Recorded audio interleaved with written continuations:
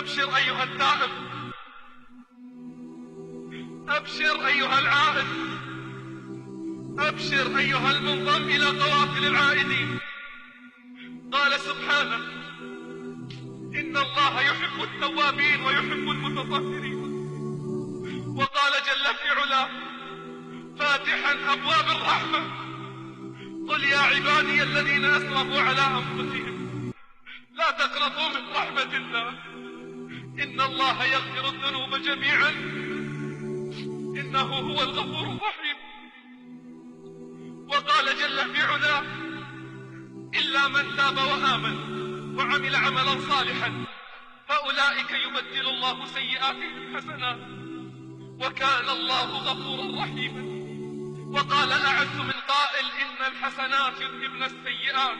وقال أرحم الراحمين: وإني لغفار لمن تاب وآمن وعمل صالحا ثم اهتدى. وقال: يا ابن آدم إنك ما دعوتني ولا رجوتني إلا غفرت لك على ما كان منك ولا أبالي. يا ابن آدم لو بلغت ذنوبك عنان السماء ثم استغفرتني غفرت لك على ما كان منك ولا أبالي. يا ابن آدم لو أتيتني بقراب الأرض خطايا لا تشرك بي شيئا أتيتك بقرابها مغفرة ولا أبالي ولا أبالي. يا أرحم الراحمين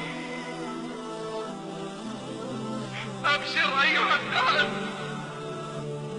أبشر أيها العائد، أبشر أيها المنضم إلى قوافل العائدين. قال صلى الله عليه وسلم: التائب من الذنب كمن لا ذنب له، التائب من الذنب كمن لا ذنب له. أبشر أيها التائب فإن الله يفرح بتوبة التائبين. أنين المذنبين أحب إليه من فجع المسبحين. يروى أن رجلا سأل ابن مسعود عن ذنب ألم به: هل من توبة؟ فأعرض عنه ابن مسعود ثم التفت إليه فرأى عينيه تذرفان فقال له: إن للجنة 8 أبواب كلها تفتح وتغلق إلا باب التوبة، فإن عليه ملكا موكلا به لا يغلق فاعمل ولا تيأس ولا تقنط من رحمة الله. قال عبد الرحمن ابن أبي قاسم: تذاكرنا مع عبد الرحمن توبة الكافر وقول الله تعالى: إن ينتهوا يغفر لهم ما قد سلف. فقال: إني لأرجو أن يكون المسلم عند الله أحسن حالا من الكافر. ولقد بلغني أن توبة المسلم كإسلام بعد إسلام. يروى أنه كان في بني إسرائيل شاب عبد الله تعالى 20 سنة ثم عصى الله 20 سنة ثم نظر في المرآة فرأى الشيب في لحيته فساءه ذلك فقال: اللهم أطعتك 20 سنة ثم عصيتك 20 سنة فإن رجعت إليك أتقبلني؟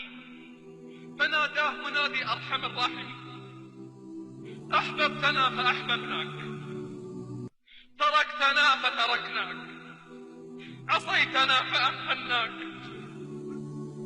وإن رجعت إلينا قبلناك. وهو الذي يقبل التوبة عن عباده ويعفو عن السيئات، وهو الذي يقبل التوبة عن عباده ويعفو عن السيئات.